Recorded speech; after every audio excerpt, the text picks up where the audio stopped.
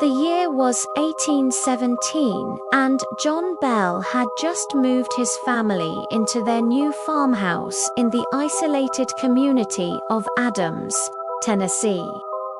Theirs was the only house 4 miles around, and it was perfect for raising his 6 children. There was just one problem. It was haunted.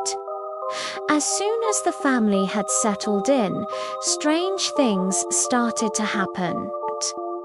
At first, it was just disembodied voices whispering from the walls, but then objects began flying through the air, shaking the beds, and rocking chairs by the fireplace began moving on their own and shaking the whole house. Then came the scratching sounds, like fingernails on wood, followed by footsteps pacing back and forth above the ceiling. And lastly, the smell of rotting flesh permeated the house, even though there were no dead bodies anywhere. John Bell tried to ignore it at first, chalking up the sounds to an overactive imagination. But then his family started hearing it too. His daughter Betsy described it as the most hideous, gurgling, growling sound that can be imagined. It was clear something evil was haunting their home, but what did it want? For the next few months, the ghost continued to torment the Bells. Sometimes the ghost would shake the beds so violently that the children would fall to the floor. Other times it would throw open the bedroom doors and make regular furniture like tables and chairs move by themselves. The ghost was clearly getting more active, and it seemed to be targeting the youngest Bell daughter, Lucy. One night, the ghost shook the bed so violently that little Lucy fell out. When her father rushed to her aid, he found that she had not been injured, but the rocking chair next to her bed had been completely overturned. Soon after, the ghostly activity escalated again. This time, a heavy wooden set of stairs collapsed, showering the room with splinters. This went on for several nights. Each time the ghost shook the house, it grew stronger and more violent. The family was now too afraid to go to sleep.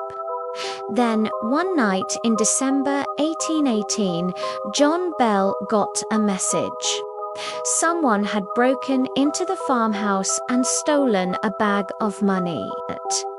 The ghost must have done it, he thought, or perhaps it had sent one of its demons to do its bidding. Whatever the case, he was sure the ghost wanted something from him. Maybe it was trying to communicate, and so he decided to call out to it. He told the ghost that if it was a spirit in need of help, he would do all he could to assist it. But if it was the devil himself, he told it to leave immediately. Suddenly, the ghost stopped shaking the house. For a moment, John Bell thought he'd won, but then the voice returned, this time speaking to him directly. No, it wasn't the devil, because the devil doesn't speak with such a weak, squeaking voice. It was something far worse, something that hated the Bell family with every fiber of its being.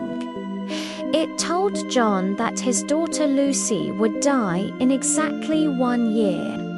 After that, it promised it would come back for the rest of the family too, and with that, the ghost vanished. John Bell was horrified. He had no idea how or why his family had been cursed, but he was determined to break it. He consulted doctors, preachers, and even a local witch, but none of them could help. They all agreed the best thing to do was to leave the house. So in 1820, John Bell sold the farm and moved his family to a different state. But before they left, he nailed up the mouth of the well, hoping to keep the ghost trapped inside the house. And for a while it worked. But one night, while John Bell was awoken in the middle of the night to hear Lucy screaming for help, he knew whatever had been haunting his family had found her.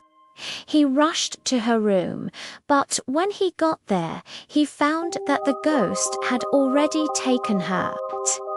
She died the following morning, and soon after, the ghost returned to the farmhouse, shaking the beds and walls until John Bell and his remaining 5 children fled the house forever. To this day, the Bell Witch haunting is considered one of the worst cases of poltergeist activity in American history. And some say the ghost is still out for blood, waiting for someone to awaken it. Thank you for watching. If you enjoyed this video, please stay tuned for more stories like these.